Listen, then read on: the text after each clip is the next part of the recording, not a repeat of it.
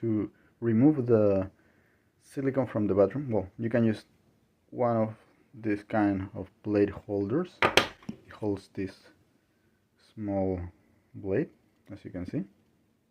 So you push this, and with this blade you put it right here. Always very careful.